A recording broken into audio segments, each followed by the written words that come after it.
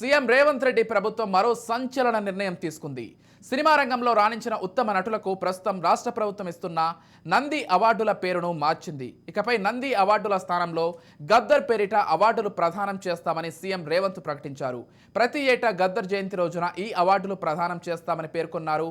ఇక నుండి కవులు, కళాకారులు, సినీ ప్రముఖులకు గద్దర్ అవార్డులు ఇస్తామని తెలిపారు. గద్దర్ జయంతి వేడుక సందర్భంగా సీఎం రేవంత్ ఈ ప్రకటన చేశారు. కాగా బుధవారం హైదరాబాద్లోని రవీంద్ర భారతిలో గద్దర్ జయంతి ఉత్సవాలను ప్రభుత్వం అధికారికంగా నిర్వహించింది. ఈ కార్యక్రమానికి హాజరైన రేవంత్ రెడ్డి మాట్లాడుతూ నంది అవార్డులను పునరుద్ధరించాలని పలువురు సినీ ప్రముఖులు కోరినట్లు తెలిపారు.